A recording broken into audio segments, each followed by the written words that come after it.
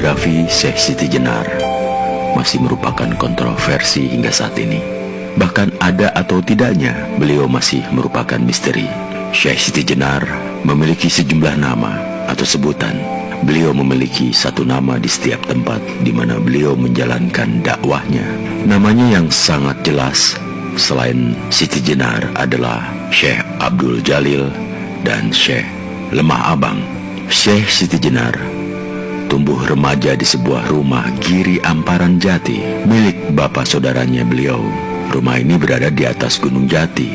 Pada usia 15 tahun, Syekh Siti Jenar berhasrat untuk turun gunung untuk melihat keadaan luar. Disinilah perjalanan kerohanian Syekh Siti Jenar bermula. Syekh Siti Jenar berangkat ke Baghdad atau Irak untuk memperdalam agama Islamnya. Dia berkenalan dengan seorang sufi yang sangat terkenal yang kemudian menjadi gurunya mengenai tasawuf, yaitu Syekh Ahmad Tawalud. Syekh Ahmad Tawalud memiliki puluhan kitab ma'rifat yang merupakan peninggalan Syekh Abdul Mubdi al-Baghdadi. Syekh Siti Jenar diperbolehkan untuk tinggal di rumah Syekh Ahmad, dan dari sekian banyak kitab ma'rifat yang ada di rumah itu, beberapa di antaranya adalah kitab milik Al-Halaj yang dipelajari secara sangat hati-hati oleh Syekh Siti Jenar.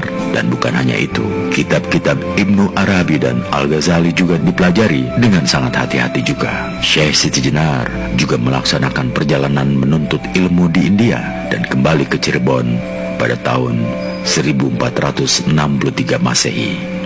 Syekh Siti Jenar menjadikan Wahdatul Wujud sebagai pedomannya, namun sama sekali bukan sebuah pemikiran yang benar bahwa beliau tidak mementingkan syariat. Kembalinya Syekh Siti Jenar ke Cirebon, beliau menjadi salah satu penyebar agama Islam di Pulau Jawa. Sebagai salah satu anggota penyebar Islam, Syekh Siti Jenar dipercaya untuk mengajarkan syahadat.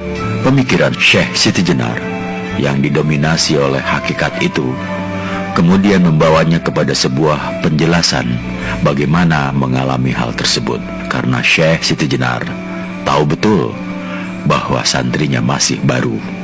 Ajaran Syekh Siti Jenar memang sangat kuat dengan hakikat dan tasawuf yang pada saat itu masih baru, karena para wali meskipun menguasai hal yang sama, tetapi sama sekali tidak mengajarkan hal tersebut. Hal ini sangat dimaklumi karena tugas yang diberikan para penyebar agama Islam berbeda-beda. Apa yang harus diajarkan jika tugas yang diberikan adalah mengajarkan syahadat? Sebuah hadis menyebutkan bahwa awal dari agama adalah mengenal Allah. Dan ini merupakan titik tolak Syekh Siti Jenar, bahwa jika mereka tidak mau makrifat, maka mereka sebenarnya tidak menyembah Allah, melainkan menyembah budi semata. Menyadari hal ini, Syekh Siti Jenar kemudian mengajarkan kepada para santrinya tentang hakikat ketuhanan, baik dari sumber-sumber yang dipelajarinya maupun dari hasil perjalanan kerohaniannya. Hal inilah yang menyebabkan para wali dan pemerintah di zaman itu berpendapat sebagai upaya penyesatan. Sunan Kalijaga sendiri memahami apa yang diajarkan oleh Syekh Siti Jenar. Hanya saja Sunan Kalijaga keberatan jika Manunggaling Kawula Gusti diajarkan kepada para santri yang masih belum paham tentang Islam. Syekh Siti Jenar menolak apa yang disebut-sebut oleh para wali sebagai sesat, karena beliau sangat paham benar bahwa apa yang diajarkan itu penting demi benarnya arah peribadatan para santri. Situasi dan kondisi tersebut, apa yang dialami oleh Al-Halaj kembali terulang dengan alasan politik.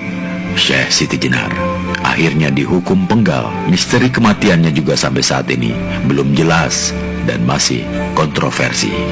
Para pejabat kerajaan Demak Bintoro saat itu menjadi gelisah. Mereka khawatir jika ajaran Syekh Siti Jenar ini akan menimbulkan pemberontakan terhadap pemerintah. Salah satu murid Syekh Siti Jenar adalah Ki Ageng Pengging yang Wahdatul Wujud sebagai kesadaran, kerohanian, dan bukan spekulasi filsafat. Dari apa yang telah dipaparkan dalam literatur bacaan, disebutkan bahwa Wahdatul Wujud merupakan salah satu kesadaran kerohanian yang ditemukan atau terangkat ke permukaan hati melalui perjalanan kerohanian dan bukan hasil pemikiran semata-mata. Adapun upaya untuk menguraikannya dengan kata-kata dan pikiran bukanlah sebuah alasan untuk mengatakan bahwa wahdatul wujud adalah spekulasi filsafat. Walaupun demikian, memangnya apa yang salah jika para filsuf menemukan sesuatu yang sama melalui pemikiran? Bukankah ilmu dan akal mereka juga merupakan rahmat Allah? Bukankah Allah memerintahkan kepada manusia untuk merenungi, memikirkan, dan mentafakuri apa yang ada di langit dan di bumi? Hanya saja, keimanan merupakan faktor yang menyebabkan konflik dan bertentangan. Namun sebenarnya, bicara ilmu, amal, dan iman tidak bisa disamakan. Memiliki ilmu, namun tidak memiliki iman dan amal, maka ilmunya tidak bermanfaat. Yang perlu digarisbawahi bahwa wahdatul wujud bukan merupakan hasil spekulasi para sufi dengan filsafat Yunani tentang kewujudan. Wahdatul wujud merupakan hasil atau buah dari perjalanan kerohanian dari para sufi seperti Al-Halaj, Ibnu Arabi, Abu Yazid Al-Bustami, Syekh Siti Jenar, Al-Ghazali, dan lain-lainnya. Merupakan para filsuf Islam yang istilahnya sering disebut pakar ilmu kalam. Hasil pemikiran mereka merupakan ilmu. Namun, wahdatul wujud bukan lewat berfilsafat, tetapi berhakikat dan bertarekat. Adapun istilah yang nantinya dirumuskan seperti fana, bako, itihad, hulul, manunggaling kawula Gusti merupakan istilah untuk mengidentifikasi apa yang mereka alami. Pengistilahan dan pengkonsepan itu menjadi penting. Maka karena jika tidak, maka tidak ada cara lain untuk mengajarkan kepada umat. Akan tetapi, kenyataan menjadi lain ketika para peneliti wahdatul wujud lebih menitik beratkan pada proses konsepsinya yang terkesan filosofis.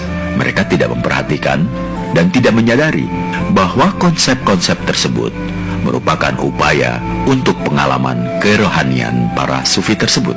Ibaratnya mereka tidak melihat plot cerita dengan baik, sehingga mereka hanya menyalahkan seorang pendakwa dengan filsafatnya tanpa melihat asal-usulnya sebagai sebuah kesadaran kerohanian.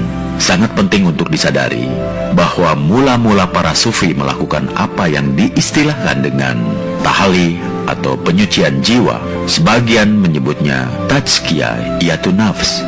Kemudian tahali, yaitu menghiasi diri dengan amal soleh.